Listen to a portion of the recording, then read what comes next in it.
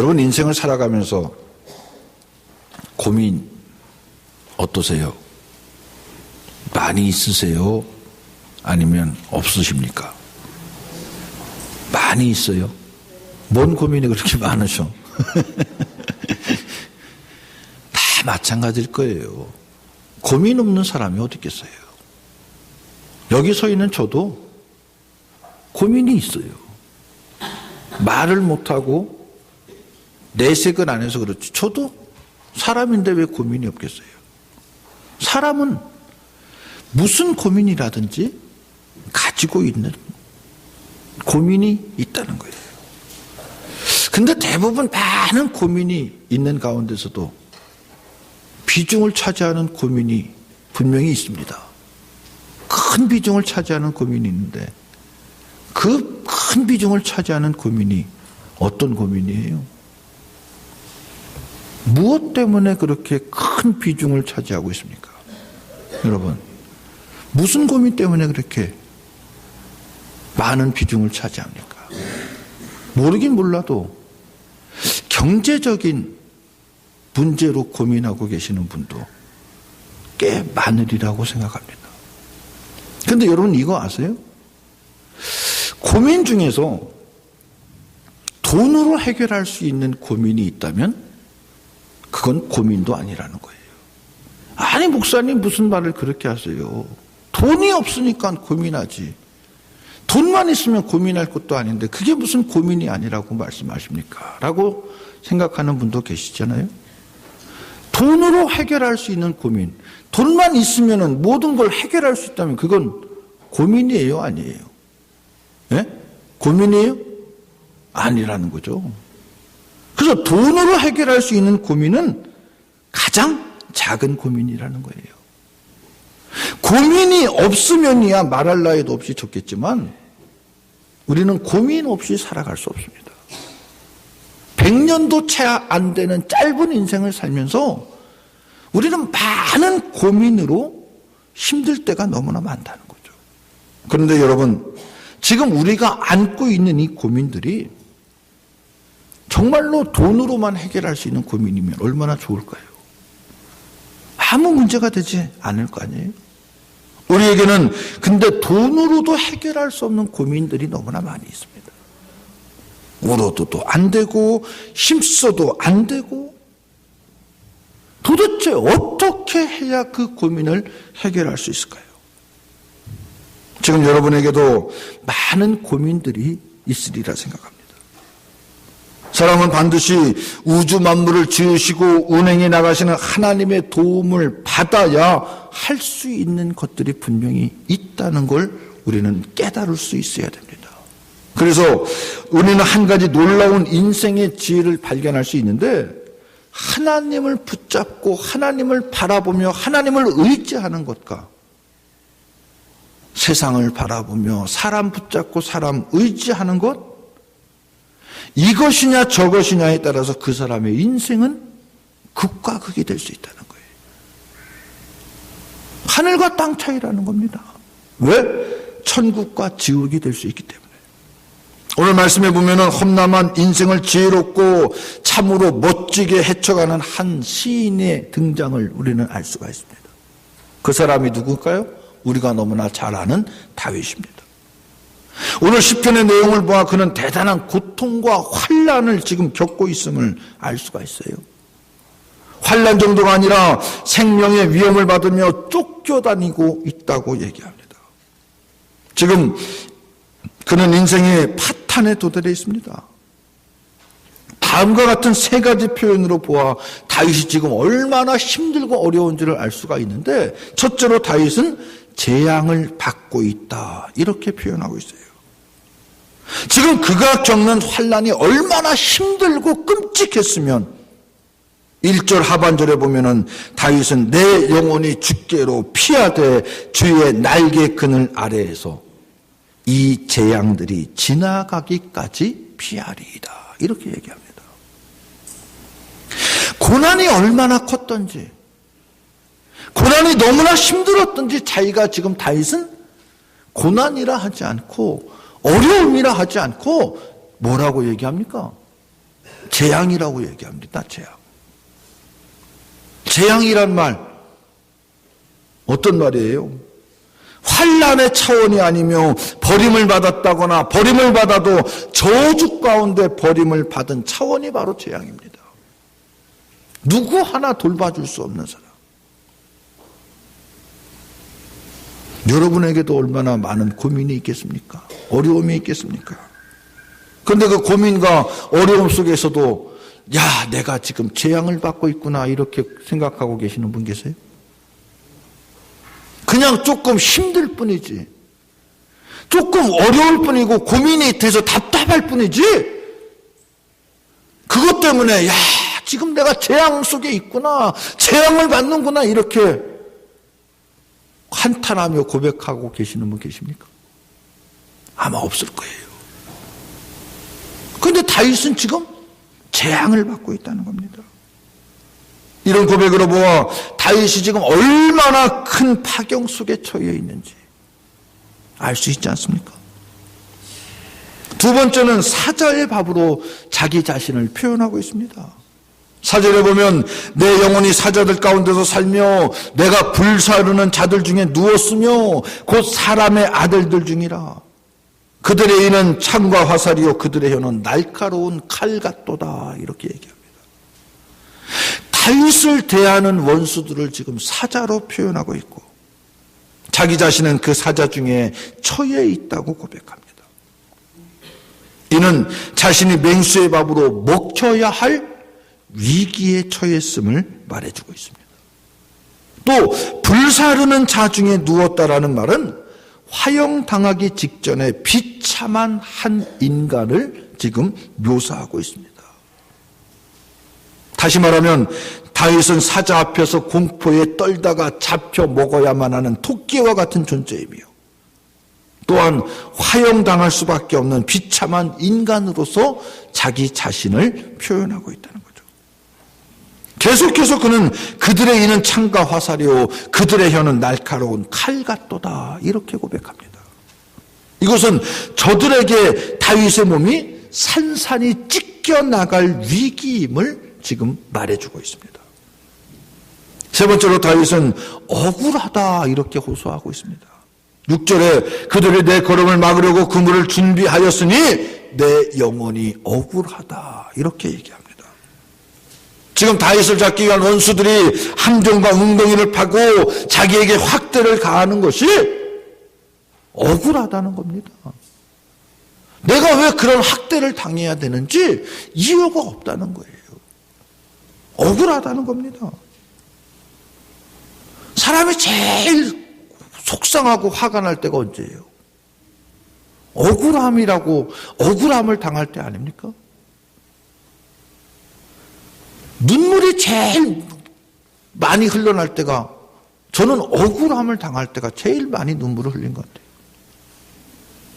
내가 잘못해서 인정해서 꾸지람 듣고 뭐 벌을 받아서 눈물 흘리는 게 아니라 내 마음을 모르고 나를 곡해하고 억울함 가운데서 나를 몰아붙일 때 속상하기도 하고 화가 나기도 하고 부르짖을 때 제일 많이 나오는 게 저는 눈물 같더라고요. 억울함. 그것처럼 참기 힘든 고통이 또 어디 있겠어요? 다윗은 지금 억울하다는 거예요. 다윗이 어떤 사람입니까? 블레셋에 갔을 때 생명의 위험을 느끼고 미친 사람처럼 가장을 해서 자기의 생명을 구원하기까지 한 사람. 죽음의 비밀을 모면하기 위해서 침을 흘리며 어그적거리고 문지방을 기대며 마치 미친 사람 흉내를 내서 그 죽음의 위기에서 모면한 다윗. 블레셋의 거대한 장수 골리앗을 간단하게 물맷돌 하나로 처치했던 그 다윗이 미친 사람 흉내까지 내면서 자기의 목숨을 보존하기 위한, 그렇게까지 자기의 생명을 보존하고 있는데 지금 원수들이 자기를 잡으려고 쫓아다니고 함정을 만들고 웅덩이를 파고 너무너무 억울하다는 거예요. 내가 왜 지금 이런 환난을 당해야 되고 이런 도피 생활을 해야 되는지 억울하다는 겁니다. 환난이 다가오면서 그의 꼴이 말이 아니었습니다. 지금 다윗은 사울의 칼날을 피하여 아둘람 동굴로 피신하여 숨어 있기에 바쁩니다. 바로 오늘 본문 10편 57편은 이때를 지금 배경으로 쓰여진 겁니다. 다윗이 무슨 잘못이 있기에, 뭘 그렇게 크게 잘못했기에 쫓겨야 합니까? 쫓겨야 할 죄가 없지만 쫓겨야 했고, 죽어야 할 이유가 없지만 그는 죽음의 위험을 받으면서 지금 도망다니고 있습니다. 그러니까 내 영혼이 억울하다는 겁니다. 이러한 처지에 있던 다윗의 환난이나 고민은 돈으로 해결할 수 있습니까? 사울왕 찾아가서 왜 도대체 나를 그렇게 죽이려고 하느냐? 내가 가진 거 전부 다 이거 받고 나 그만 쫓아다니고 나 그만 죽이려고 해라. 이렇게 돈을 주면서 해결할 수 있습니까? 그렇게만 해결되면 얼마나 좋겠습니까? 근데 다윗의 운명은 세상의 그 무엇으로도 해결할 수 없습니다. 우리는 어떤가요? 우리의 인생도 그렇지 않습니까? 땀을 흘리고 사정을 하고 눈물을 흘려도 해결할 수 없는 문제들이 얼마나 많습니까? 이런 기구한 운명에 처해 있는 다윗에게 천만다행한 것이 있었으니 그것은 첫째로 그는 의지할 대상이 있었고 그를 도와줄 대상이 있었습니다. 2절에 보면은 내가 지존하신 하나님께 부르짖으며 곧 나를 위하여 모든 것을 이루시는 하나님께로다. 이렇게 고백하고 있습니다.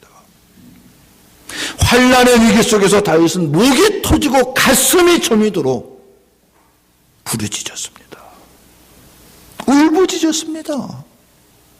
나를 좀 살려달라고 기도했고 주의 날개 밑에서 힘을 얻게 해달라고 하나님을 향해서 울부짖었다는 겁니다. 사랑하는 성도 여러분, 다윗이 지금 인생의 파경을 맞이한 것은 불행한 일이지만 그 가운데서도 누군가를 부를 수 있고 누군가를 바라볼 수 있고 누군가를 붙잡을 수 있고 누군가를 의지할 수 있는 대상이 있다는 것이 은혜 중에 은혜요, 복 중에 복이 아닐 수 없다는 겁니다. 또한 그에게 응답하고 도와줄 대상이 있다는 사실이야말로 이보다 더 큰 복이 과연 어디에 있겠냐는 거죠. 난감한 설정에 놓인 사람의 이야기를 들어보면은 공통적으로 하는 얘기가 있어요. 힘들고 어려운 상황 속에 있는 사람들을 만나서 이야기를 들어보면은 다 똑같은 얘기를 하는데 정말로 내가 꼭 필요할 때 내가 손을 내밀 때 내 손을 잡아주는 사람이 없다는 거예요. 정말로 내가 힘들어 죽겠는데 이거 하나만 그렇게 전에도 나를 따르고 나와 함께 다니던 그 사람이 좀 도와주면 될 것 같은데 정말로 꼭 필요할 때 내가 마음 편히 도움을 요청할 사람이 없다라는 거죠. 나를 좀 도와달라고 요청할 만한 사람이 없다는 겁니다. 그래서 사람들은 고독을 느낀다는 거예요. 그런데 다윗은 큰 위험과 절망 속에서 나를 좀 도와달라, 나를 붙잡아달라, 나를 좀 쉬게 해달라고 요청할 대상이 있었다는 겁니다. 그게 누구요? 하나님인 줄로 믿습니다. 전능하신 하나님, 구원의 하나님, 그 하나님께 목 놓아 부르짖을 수 있었다는 겁니다. 사랑하는 성도 여러분, 우리도 다윗처럼 절망과 고난 속에서 찾고 의지할 수 있는 하나님이 바로 나의 하나님이라는 사실이 얼마나 감사합니까? 이 사실 하나만으로도 우리는 뜨거운 감격과 감사가 있어야 될 줄로 믿습니다. 하나님 앞에 나아가 다윗처럼 부르짖어 간구하고 응답받는 복된 성도들이 다 되시기를 주님의 이름으로 축원합니다. 두 번째로는 다윗은 구원의 소망을 잃지 않았습니다. 2절 하반절에 보면 다윗은 자기가 하나님께 부르짖는 이유를 어떻게 설명하냐면 내가 지존하신 하나님께 부르짖으며 곧 나를 위하여 모든 것을 이루시는 하나님께로다 이렇게 얘기합니다. 그가 지금 하나님께 부르짖는 이유는 하나님께서 나를 위하여 모든 것을 이루시는 분이시기 때문이라는 거예요. 그렇습니다. 좋으신 하나님께서는 우리의 환난과 곤궁을 이미 알고 계시며 우리의 눈물의 기도를 들어 응답해 주시는 분인 줄로 믿습니다. 또 3절에 보면 다윗이 이렇게 고백합니다. 그가 하늘에서 보내사 나를 삼키려는 자의 비방에서 나를 구원하실지라. 하나님이 그의 인자와 진리를 보내시리로다. 이렇게 고백합니다. 하나님께서 나의 기도를 들으시고 나를 죽이려는 자의 비방에서 구원해 주실 것이라는 분명한 믿음입니다. 사랑하는 성도 여러분, 하나님께서 나를 위하여 모든 것을 이루어 주실 것이라는 소망과 또한 원수의 비방에서 나를 구원해 주실 것이라는 확신이 다윗에게 있었던 것처럼 우리 안에도 분명한 확신이 있으시기를 주님의 이름으로 축원합니다. 다윗에게 있어서 의지의 대상은 여호와 하나님이었으며 그분으로 인해 다윗은 인생의 또 소망과 확신을 붙잡을 수 있었던 줄로 믿습니다. 마지막으로 세 번째로 내가 새벽을 깨우겠다는 믿음입니다. 오늘 말씀 8절에 내 영혼아 깰지어다 비파야 수금아 깰지어다 내가 새벽을 깨우리로다 이렇게 고백합니다. 내 영광하는 것은 바로 내 영혼을 얘기하는 거예요. 내 영혼이 깨어있고 비파도 수금도 깨어서 하나님을 찬양하며 내가 새벽을 깨우겠다는 겁니다. 다윗은 파산된 자기 인생임에도 불구하고 새벽이 오기 전에 하나님을 찬양하고 비파를 키고 수금을 키며 하나님을 찬양하며 내가 새벽을 맞이하겠다고 지금 고백하고 있습니다. 새벽 제단을 열심히 쌓은 분들은 다 경험했을 거예요. 또 제 주변에서 들리는 얘기도 그렇고 저도 경험하기를 새벽이야말로 하나님의 영감이 가장 번뜩이는 시간이 바로 새벽 시간입니다. 하루를 시작하는 새벽 기도는 내가 가장 솔직할 수 있는 시간이며 또한 가장 간절하게 주님을 찾을 수 있는 시간이 새벽 기도 시간입니다. 성경의 역사를 봐도 새벽에 얼마나 많은 역사가 일어납니까? 예수님이 무덤에서 부활하신 것도 새벽 미명이었으며 하나님께서 애국 군대를 혼란스럽게 하신 것도 새벽이었습니다. 마가복음 1장 35절에 보면 새벽 아직도 밝기 전에 예수께서 일어나 나가 한적한 곳으로 가서 거기서 기도하시더니 이렇게 말씀하고 있습니다. 새벽 기도 창시자가 누구예요? 네? 예수님. 왜 예수님이에요? 뭐 때문에 예수님이에요? 네? 뭐라고요? 예수님이 새벽에 기도할 제가 지금 알려드렸잖아요. 마가복음 1장 35절에 보면 새벽 아직도 밝기 전에 예수께서 일어나 나가 한적한 곳으로 가서 거기서 기도하시더니 목사님들이 가끔씩 모여서 회의하거나 아니면 세미나 같은 데 갈 때 가장 그래도 편한 시간이 언제일 것 같아요? 새벽 시간이래요. 새벽 시간. 새벽 기도 인도 안 하는 거. 세미나 가서 어떻게 거기서 3박 4일 훈련 받는데 왔다 갔다 할 수 없잖아요.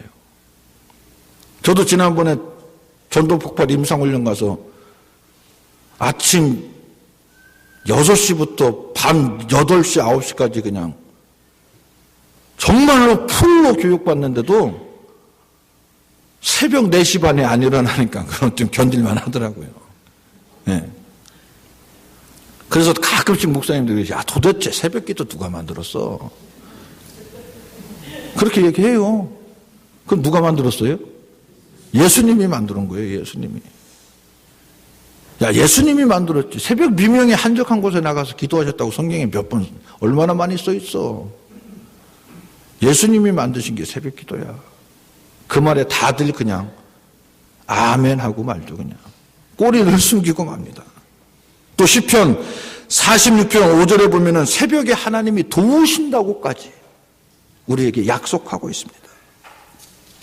하나님의 역사가 새벽에 일어나기도 하지만 하나님을 대적하는 역사도 새벽에 일어남을 우리는 또한 알아야 합니다. 모든 대제사장들과 백성의 장로들이 예수를 죽이려고 함께 공모한 것도 새벽 시간이었고, 예수님께서 빌라도에게 넘겨진 것도 새벽 시간입니다. 또 세상 사람들이 죄를 짓는 것도 낮보다는 밤에 더 많이 짓고, 밤이 점점 깊어지고 새벽이 가까울수록 죄도 더욱더 극심해지는 것 아닙니까? 하지만 신앙인의 찬양이 빛나는 것도 역시 새벽인 줄로 믿습니다. 밤잠을 설치고 눈을 비비며 새벽 기도 나와서 기도하는 성도를 보시는 주님의 마음이 과연 어떨 것 같습니까? 아유, 저 녀석은 좀 눈곱이라도 띄고 오지. 그렇게 잠이라도 확 깨고 오지. 그렇게 졸아? 그렇게 혼내실 것 같아요? 저는 그렇지 않다고 생각합니다. 눈곱이 붙으면 어떻고 좀 나와서 졸면 어때요? 그래도 밤잠 설치고 새벽 깨우겠다고 새벽기도 참여하겠다고 나온 성도들의 그 모습을 보면서 우리 하나님이, 우리 주님이 얼마나 감격해 하실까요? 얼마나 대견스러워 하실까요? 얼마나 기뻐하실까요?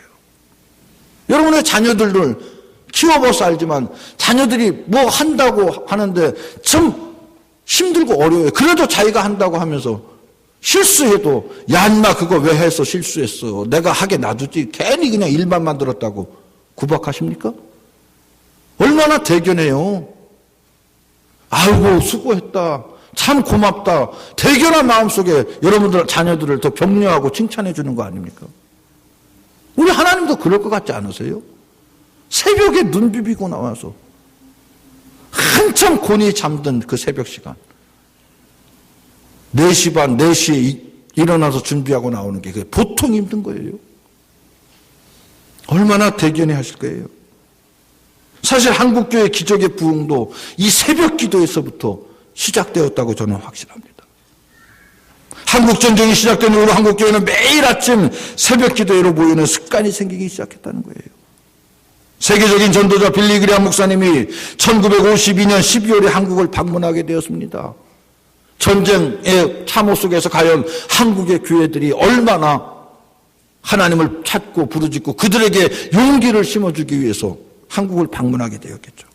그때 밥 피어스라는 동료 목사님이 한국 교회는 새벽 기도가 있다고, 어느 교회든지 새벽에 가면은 기도하는 성도들이 넘쳐난다고 얘기할 때 빌리 그레이엄 목사님은 믿지 않았다는 거예요. 야, 무슨 새벽 기도를 하냐. 지금 미국 교회는 새벽 기도는 없어진 지 옛날이고 생각도 안 하고 수요일 예배조차 점차 안 드려지고 있는데 이 전쟁 속에서 난리는 까난 이 한국이 무슨 새벽 기도를 하냐.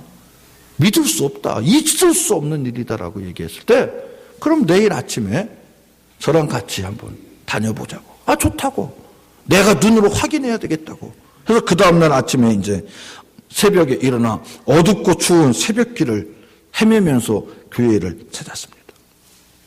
그리고 가는 교회마다 성도들이 모여하는 모습을, 모여서 기도하는 모습을 보고 빌리 그레이엄 목사님은 깜짝 놀랐다는 거예요.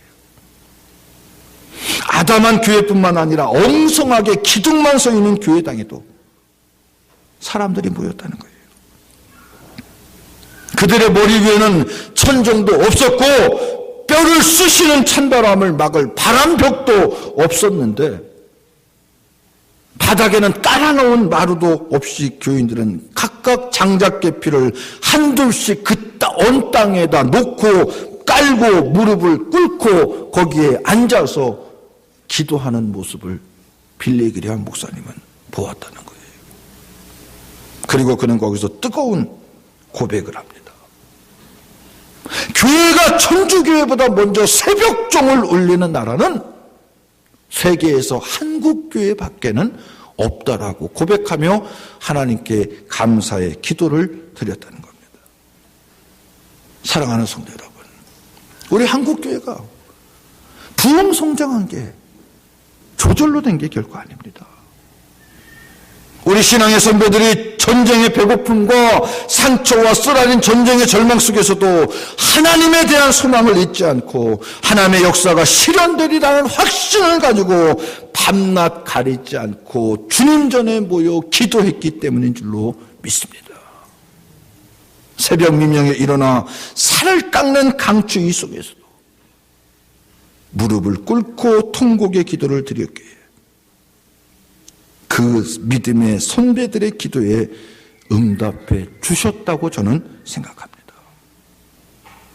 사랑하는 성도 여러분, 인생의 파경 속에서 하나님을 찾아 소망을 찾고 새벽을 깨우리라는 다윗의 이 고백, 믿음을 보시기 바랍니다. 새벽에 내가 일어나겠다는 것도 아니고 내가 새벽을 깨우겠다는 겁니다.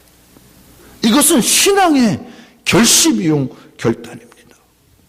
다윗은 1절에서 내 영혼이 주께로 피하되 주의 날개 그늘 아래에서 이 재앙들이 지나가기까지 피하리이다, 이렇게 얘기합니다. 자기가 지금 겪고 있는 이 환난과 고난의 차원을 떠나서 재앙이라고까지 고백한 다윗입니다.